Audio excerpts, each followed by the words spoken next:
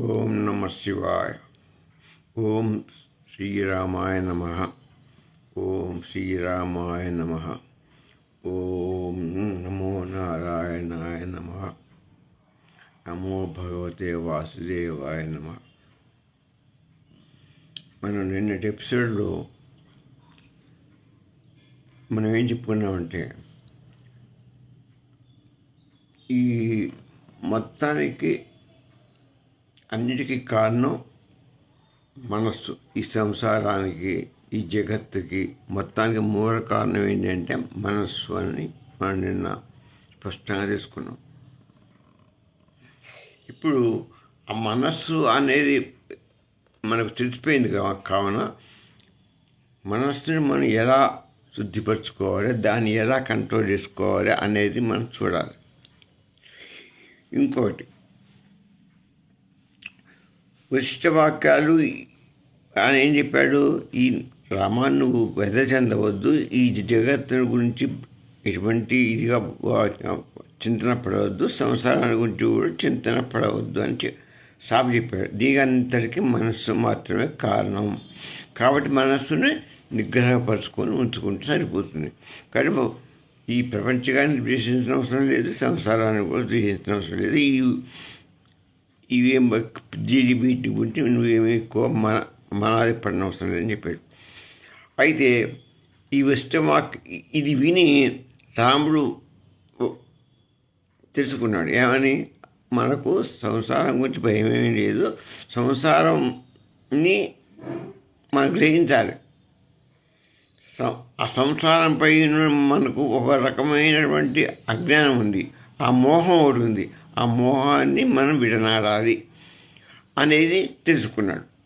అంతేగాని సంసారం వదిలిపెట్టమని వస్త్రమా చెప్పలేదు. దాని మీద గలటువంటి వ్యామోహం ఉంది. ఆ వ్యామోహాన్ని మనం వదులుకొని సక్రమంగా నిర్వర్తిస్తే, జ్ఞానపూర్వకంగా ఉంటే మనకు ఆ సంసారం మనని బంధించదు అనేది రాముడు స్పష్టంగా ఆయనకు అర్థమైపోయింది. అయితే ఆయనకి ఇప్పుడు మనం చెప్పుకునే అప్పుడు ఆయనకి ఏమర్థమైందంటే, అప్పుడు విశ్వామిత్రుడు ఒక మాట చెప్పాడు.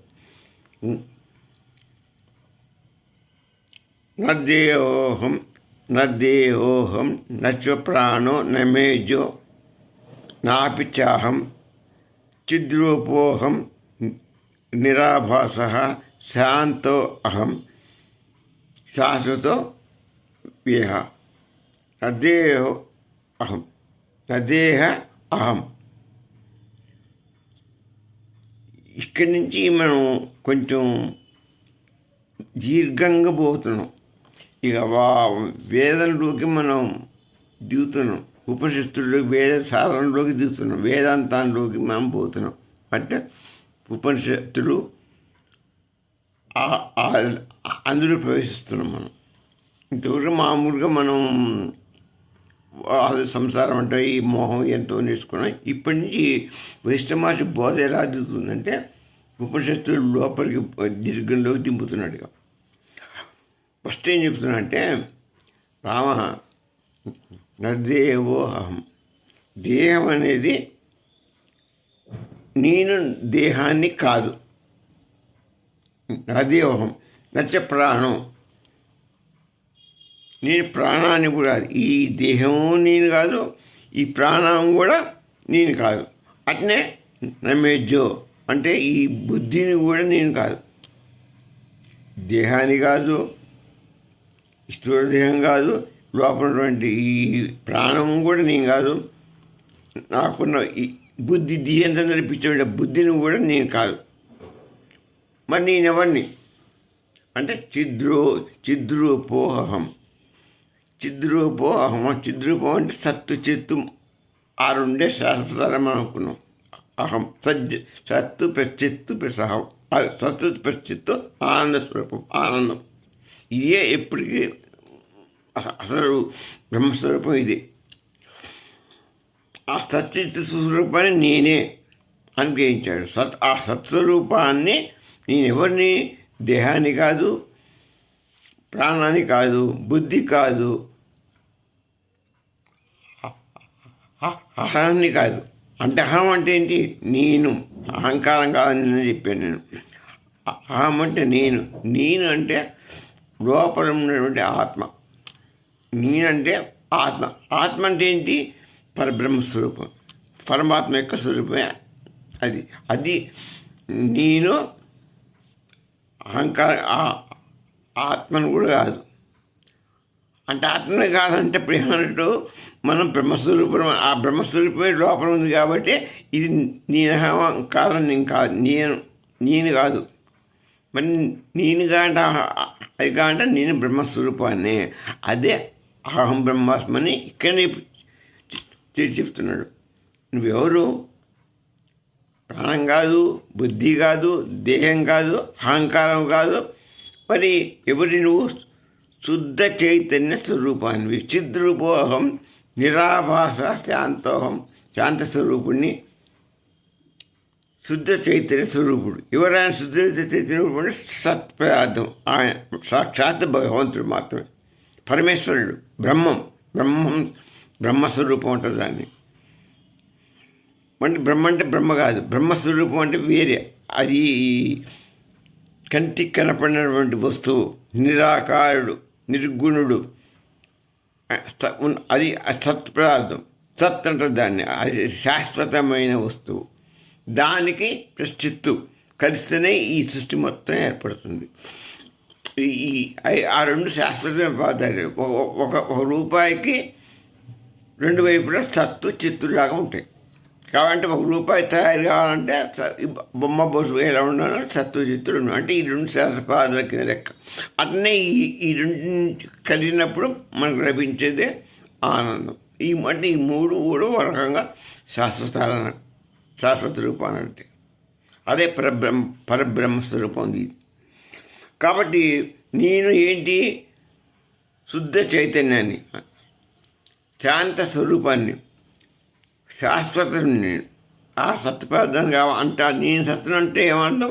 ఆయనలాగానే శుద్ధ చైతన్య స్వరూపాన్ని, శాంత స్వరూపం, శాశ్వతుని నేను, అవినాశిని.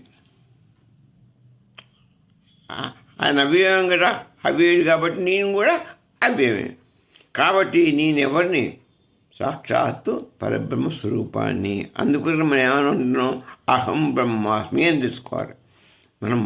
మనం ఒక జీవుడం కాదు, ఒక మానవం కాదు, ఏ వివరం మనం ఆయన స్వరూపం కాబట్టి ఆయన పోలిక మనకు ఉంటాయి. ఆయన కంశం మంది కాబట్టి ఆయన ఎలా ఉంటాడో మనకు అదే ఉంటుంది. ఆయన సత్స్వరూపం మన ఆత్మ కూడా సత్స్వరూపం. మన ఆత్మ కూడా ఆత్మే మనలో ఉంది, మన దేహంలో మన అంతరం ఉంది, వ్యాపించిపోయి సత్స్వరూపమే మనకి వ్యాపించింది. మనకు చలనానికి కారణమైన అంతా అదే. ఆ సత్స్వరూపమే మనలో ఆత్మస్వరూపంగా విలువ ఉంటుంది. ఈ ఆత్మ విరిగేంత వరకు మనకు ఈ శరీరానికి విలువ ఒక పద్ధతి ఉంటుంది. కాబట్టి నేను ఎవరిని అన్నది ఇప్పుడు ఏం చెప్పాడు? ఏం తెచ్చాడు? ఇది నేను దేహాన్ని కాదు, ప్రాణం కాదు, బుద్ధి కాదు, అహంకారం కాదు, శుద్ధ చైతన్య స్వరూపాన్ని, శాంత స్వరూపాన్ని, శాశ్వతుడిని, అవినాశిని అని మనకు చెప్పాడు. ఇప్పుడు ఇవన్నీ ప్రశ్నలన్నీ ఎక్కడి నుంచి ఆయన తీసుకొచ్చాడు? ఉపనిషత్తులో ఉన్నటువంటి కొటేషన్స్ అని. అంటే మన ఇప్పుడు వైష్ణవాస రాముడిని ఎక్కడ తీసుకుపోయాయంటే ఉపనిషత్తుల్లోకి తీసుకుని పోయాడు. ఉపనిషత్తులు వేద సారాంశంలోకి తీసుకుపోయాడు. లాస్ట్ అక్కడ బోధలో తీసుకుపోయాడు. ఉపనిషత్తుల్లో బోధకి తీసుకుని పోయాడు. అన్నిటికీ ఈ మైండ్ అంటే మనకున్న మనస్సే మూల సిద్ధాంతం అంత మనస్సులో ఉంది. ఎందుకంటే దానివల్లనే మనసు వల్లనే ఈ సంసారము, ఈ జగత్తు మొత్తం కూడా వ్యాప్తి చెందిందని మనం చెప్పుకున్నాం. అంటే మూలే ఫండమెంటల్గా మెయిన్ థింగ్ ఇది. మూల మన మనస్సు. ఇక మోక్షం పొందేది తెలుసుకోవాల్సింది కూడా ఆ మనసే. మా మనసు వల్లే మనకు సాధ్యమవుతుంది. ఎందుకంటే అది మెయిన్ మూలం కాబట్టి దాని మనస్సు కనుక మనం అన్నిటికీ కారణం సంసారం బయటకు ఆ సంకల్ప వికల్పాలు చేపట్టి సంసారము ఇదంతా మనకు ఈ సృష్టి మొత్తం జరుగుతున్నది, మొత్తం జగత్తు మొత్తం కూడా వ్యాపించుతుంది.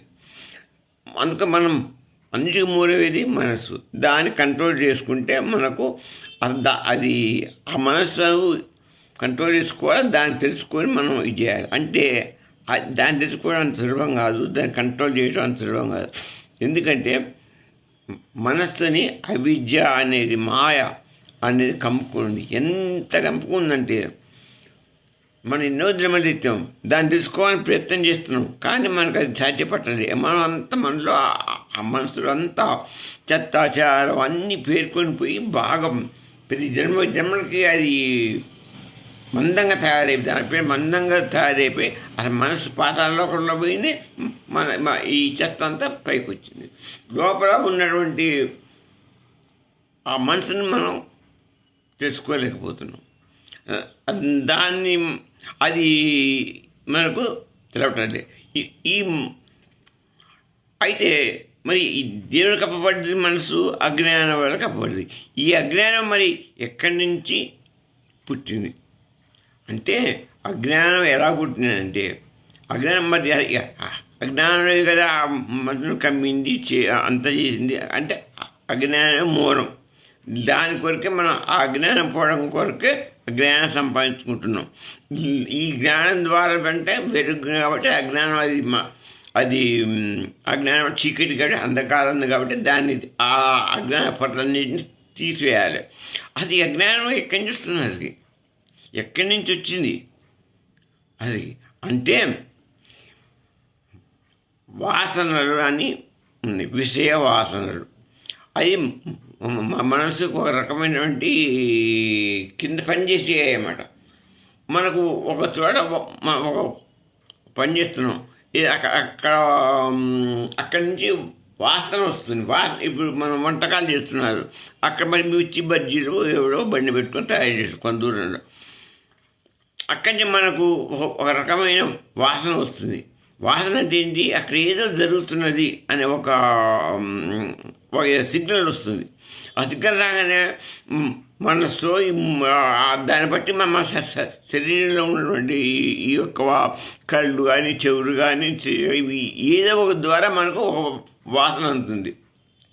అక్కడ జరిగే వర్క్ గురించి వచ్చినప్పుడు ఈ వాసన ద్వారా విషయాలని వాసన ద్వారా గ్రహించి అక్కడ పని జరుగుతున్నది జరుగుతుందని మనసు గ్రహించుకొని అక్కడ పలానా మిరపకాయలు అమ్ముతున్నారు, పలానా చోట సర్కస్ ఉన్నది, ఆ సర్కస్ ఆ హాల్లో సినిమా వస్తుంది, మనం ఏమంటే మన సినిమాకి పోవాలి, అది చూడాలి అని మనకి ఏ వాసన వచ్చిందో ఆ వాసనకు సంబంధించిన కర్మ చేయాలని మనసుకు కన్ఫర్మ్ చేసుకుంటుంది.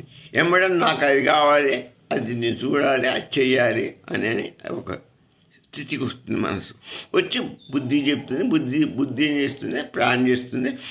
ఇది దాని మీద ఆ క్రియ నడుస్తుంటుంది. దాన్ని సాధించడం కొరకు, దాన్ని పొందడం కొరకు ప్లాన్ వేసుకొని దాని గురించి నడిపిస్తుంది కార్యక్రమం అంతా. మనసు నడిపిస్తే అది సాధ్యపడుతుంది. ఒకసారి మన అది కోరుకున్నదో అది సాధ్యపడుతుంది, అప్పుడు సుఖం వస్తుంది. అది ఇంకా వీళ్ళు వేసుకునే ప్లాన్కు దానికి అది ఇంకా లభ్యం కాకపోతే దుఃఖం వస్తుంది. అంటే సుఖము దుఃఖం ఏదైనా రాదు. మనం పనిచేసినప్పుడు అది సఫలం కావచ్చు, విఫలం కావచ్చు. సఫలమైనప్పుడేమో ఆనందం, విఫలమైనప్పుడు దుఃఖం. ఇట్లా సుఖ దుఃఖాలు, ఆనందం, ఒక రకమైన మనసు దుఃఖం, ఇట్లా మనసుకి నానా కర్మలతో కోరికలతో అన్ని పేరుకుపోయి అదే అజ్ఞానం. ఈ అజ్ఞానం మళ్ళీ ఈ సంకల్పం అయిపోయింది, ఇంకో సంకల్పం వస్తుంది మనుషులకి. ఈ వాసన ద్వారా మళ్ళీ ఇంకో సంకల్పం తెచ్చుకుంటుంది. మళ్ళీ ఆ సంకల్పం కూడా సఫలమో విఫలమో అవుతుంది. అది ఒక రకమైన మళ్ళీ ఒక పరవిపోతుంది. మళ్ళీ ఈ విధంగా మనసు నిండుకుపోతూ సంకల్పికల వల్ల మొత్తం పూడుకుపోయి మొత్తం మనసు ఆ యొక్క సంకల్పికల్పాలతో అదంతా ఆ సంకల్పం అవన్నీ కూడా అజ్ఞానం అంతది. అక్కడ నిజంగా ఏదీ లేదు, ఇదంతా కూడా భ్రాంతి, ప్రపంచమే భ్రాంతి. అందుకు అయితే ఇది అక్కడ చేసేది వాంతులు ఇవన్నీ కూడా భ్రాంతి సంబంధించిందే ఇది అసలు అనుకొని అదంతా మీదేసుకుంటుంది. ఒక సంసార బంధాలు ఆ బంధాలు అన్నీ ఆభాసలే అయినప్పటికీ అది నిజమనుకొని ఆ వాసనతో శరీరాన్ని నింపుతుంది, శరీరం బంధిస్తుంది. ఆ వాసనతో ఏం చేస్తుంది, మొత్తం మనసు పూడుకోపోతుంది. మొత్తం పూడికేలాగా బావిలో నీళ్లు కనపడకుండా మొత్తం ఇంకిపోవడం సగం 3 వంతులు అదే పూడుకోపోతుంది. నీళ్లు కనపడవు. మనకు కావాల్సినది నీరు, శుద్ధమైన నీరు ఏదో ఎట్టగా ఉన్నో అవి రాకపోతే మనం విరవిరలాడిపోతాం. ఆ బావి నీళ్ళు కావాలంటే, ఆ స్వచ్ఛమైన నీరు కావాలంటే ఏం చేయాలి? ఈ అజ్ఞానంతో కూడుకున్నటువంటి పై పరులన్నీ తీసుకుని పోతే అడుగుని ఎక్కడో పాతాళంలో ఉన్నాడు. ఎంత పెరిగిపోయిందో మనకు తెలియదు. కొంతమందికి కొద్దిగా ఉండొచ్చు, కొంతమందికి ఇంకా ఎక్కువ అజ్ఞానం ఉండవచ్చు. మొత్తానికి ఎంతో కొంత ఉంటుంది. ఒకటి 30%, ఒకటి 50%, ఒకటి 70% ఉండొచ్చు, ఒకటి 100% కూడా అజ్ఞానం ఉండొచ్చు. అజ్ఞానంలో ఒకరు ఆ వాటిని మనం తీస్తేనే కానీ లోపల ఉన్నటువంటి గంగాజలం పవిత్రమైన జలం దొరకదు. ఆ పవిత్రమైన జలం దొరికినప్పుడే మనకు జ్ఞానం వికసిస్తుంది. ఇదంతా మాయా అవిద్య అనే పోతుంది. అప్పుడు నిజమైన జ్ఞానం ప్రకాశిస్తుంది. నిజమైన సూర్యుడు అక్కడ ప్రకాశిస్తాడు. అట్లనే ఇప్పుడు ఏమైంది, ఈ వాసనలు అజ్ఞానం అట్లా పుట్టిందన్నమాట. అజ్ఞానం పుట్టి అదేం చేస్తున్నది, మొత్తానికి బంధింపజేసింది అని చెప్పి ఆయన పొరగా అది చేసింది. ఈ ఎప్పుడైతే ఈ మనస్సు అజ్ఞానంతో నిండుకొని పోయిందో దాన్ని మనం ఏం చేయాలంటే మనం పూడికి చేయాలనుకున్నాం. అది అజ్ఞానాన్ని అవిద్యని. అట్లనే ఇంకోటి మళ్ళీ ఇంకో క్వశ్చన్ ఏం చెప్తున్నా అంటే, అనాదిదేవ సంసారో నకదాచన, అనాదిదేవ సంసారో నకదాచన జాయతే అవిద్యేవ హి బీజంతో వాసనాన్ని ప్రదీయతే. అంటే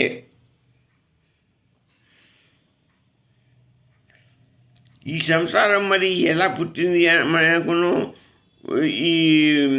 ఇది సంసారం అనేది దానికి ఆరంభం అనేది లేదు.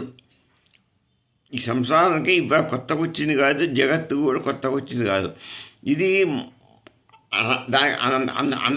దానికి ఎప్పుడు పుట్టిందో దానికి ఆరంభం లేదు. బ్రహ్మ సృష్టి మొట్టమొదటి ఆయన పుట్టగానే ఆయనతోనే స్టార్ట్ అయింది.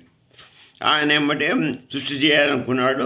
సృష్టి ప్రారంభించడం కూడా సరస్వతిని మనసు నుంచి పుట్టించి ఆమెని వివాహం ఆడి ఆమె ద్వారా ఆ మాయ ద్వారా ఆయన ప్రజాపతిగా తయారై మొత్తాన్ని సృష్టిని ఆరంభించి ఇదంతా సంసార బంధం ఇవన్నిటిని కూడా సృష్టించాడు. ఎవరు? మామూలు బ్రహ్మం కాదు, బ్రహ్మం. ఈ బ్రహ్మ విష్ణు స్వరూపం ఎవరు? ఆ అసలు బ్రహ్మ స్వరూపం ముగ్గురు నియమించుకున్నది. ఒకరిని ఈ సృష్టించడానికి బ్రహ్మని ఏర్పాటు చేసింది. ఈ సృష్టిని కాపాడటానికి పోషించడానికి మంచిగా కావాలి కాబట్టి ఆయన శ్రీమన్నారాయణమూర్తిని నియమించింది. తర్వాత మళ్ళీ దీన్ని లయం చేసుకోవడానికి మళ్ళా శంకరుణ్ణి ఆ శివుణ్ణి నియమించింది.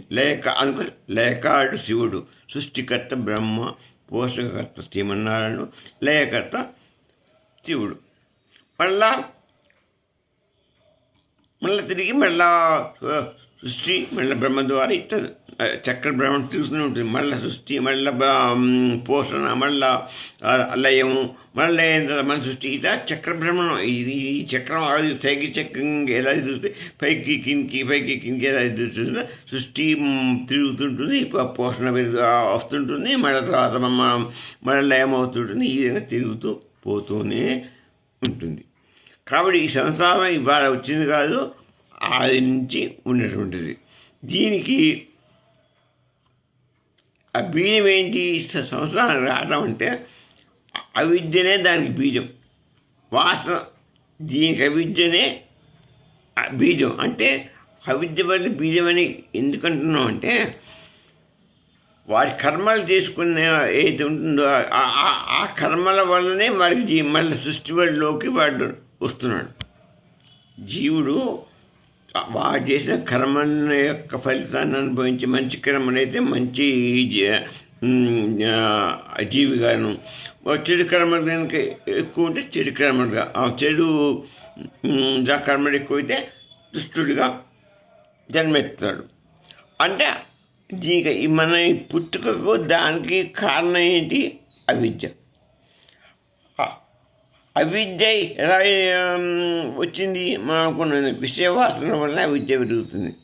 అదే మనం అనుకున్న ఇందాక తెలుసుకున్నాం. మనం ఒక వాసన పట్టుకొని ఆ వాసన ద్వారా కర్మ చేస్తాం. కర్మ అది మంచిగా చెడుగా ఒక సంకల్పంగా కలుగుతుంది. అది ఈ విధంగా మనం చేస్తూనే పోతాం. అప్పుడు అది అజ్ఞానంలాగా మనసు మీద పేరుకోబోతుంది. ఇదే మళ్ళీ పునర్జన్మకి మళ్ళీ కారణం. లేక లయంలో మనం అనుకున్న ఏవైతే తీరకుండా ఉన్న కోరికలు ఉండిపోయినాయో ఆ విడిపోయినాయి. మంచి కోరిక కానీ చెడు కోరిక కానీ ఏదైనా విడిపోయిన ఉన్నాయి కూడా చిత్తం అనే బాక్స్లో స్టాక్ ఉంటుంది. నేను మొదలు చెప్పాను. మనస్సు కల్పిస్తే బుద్ధి ప్లాన్ చేస్తుంది. అప్పుడు అది మనసు తీసి సాధన చేస్తున్నామో ఓ వారి అది మనకు సక్సెస్ అవుతుంది, ఓ సక్సెస్ కాదు. ఆ సక్సెస్ కానీ ఏవైనా ఉన్నాయంటే అవన్నీ చిత్త బాక్సులో మొత్తం స్టాక్ అయ్యి ఇవన్నీ మళ్ళీ నెక్స్ట్ జన్మకి మళ్ళీ వస్తాయి. ప్రారంభ కర్మలుగా మళ్ళీ బిగినది. ఈ కర్మలను బట్టే నెక్స్ట్ పునర్జన్మ మనకు లభిస్తుంది. ఆ లభించిన తర్వాత మళ్ళా జన్మలో మళ్ళీ కర్మలు చేస్తుంటుంటాం. మళ్ళీ ఇవన్నీ కూడా మళ్ళీ స్టాక్ అవుతుంటాయి. వాటికి అవి మొత్తం ఈ జన్మలో అనుభవిస్తాం. పోయిన జన్మలో చేసినవి అవి ఇంకా మిగులితే అవి అట్నే ఉంటే మళ్ళీ కొత్తగా చేసిన కర్మలు మళ్ళీ ఇవి కూడా ఆడేది ఇంకా ఎక్కువ అవుతుంటుంది. మళ్ళీ వాటిని మళ్ళీ తీసుకోవడం కూడా మళ్ళీ జన్మెడతాయి. ఇట్లా ఎన్ని జన్మెత్తానో మనకు తెలియదు. మనం ఎత్తుతూనే ఉంటాం. మనకు ఎప్పుడాగెత్తాలి? ఆ చిత్తంలో ఎటువంటి కోరిక లేకుండా ఆ బాక్స్ ఖాళీ కావాలి. ఆ చిత్తం బాక్స్ ఖాళీ అయ్యేంతవరకు మనం ఇదే విధంగా జన్మడెత్తుకుంటూ వాటిని ఆ కోరికను నెరవేర్చుకోవడం కొరకు మనం సంకల్పం చేసుకుంటూ ఈ విధంగానే ఎత్తుకుంటూ జన్మలు పునర్జన్మలు సంసారము జగత్తు మాయ ఈ చక్రం తిరుగుతూ చిక్కు సాలెగూడు ఇంకా సాలెపురుగు ఎట్లయితే చిక్కుకొని పెట్టిందో ఆ విధంగా చేస్తూనే ఉంటాం. ఇట్లా మనం చేస్తుంటే అందుకోసం మనం ఇప్పుడు మన సాధన ఏం చేయాలంటే ఇవన్నీ పోవాలి. ఆ చిత్తం బాక్స్ను ఖాళీ చేసుకోవాలి. అంటే ఏం చేయాలి? ఈ వాసనలను వీటిని కంట్రోల్ చేయాలి. కంట్రోల్ చేస్తే అప్పుడు కర్మలు ఆగుతాయి. అప్పుడు ఈ కర్మ సంకల్ప వికల్పాలు ఆగితే అవి కరిగిపోతుంటాయి. కాబట్టి మనం మనస్సుని గ్రహించి సంకల్ప వికల్పాలకు దూరం అయ్యి మనం దాన్ని మన చిత్త బాక్స్ని ఖాళీగా ఉంచేటట్టు చూసుకోవాలి, దృఢంగా తీసుకోవాలి. దీనికి ఎంతో మనస్సు అంత సులభంగా మనకు లొంగదు. అది ఈ వాసనలు విషయాల వల్ల అది కర్మను చేస్తూనే పోతుంది. ఆ కర్మని నుంచి మనం మోక్షం పొందాలి. ఎట్లా ఏ విధంగా మనం చిత్తబాక్స్ని ఎంపిక చేసుకోవాలి, ఇటువంటి విషయాలన్నీ మనం నెక్స్ట్ ఎపిసోడ్లో తెలుసుకుందాం. ఈరోజు మనకి సమాప్తం. ఈ ఎపిసోడ్ సమాప్తం. ఓం శ్రీరామచంద్రాయ నమః. ఓం వాసుదేవాయ నమః. ఓం కృష్ణాయ నమః. సర్వం జగత్ సమస్త సంపూర్ణ సర్వజగత్ సుఖినో భవంతు. సర్వలోకో సుఖినో భవంతు.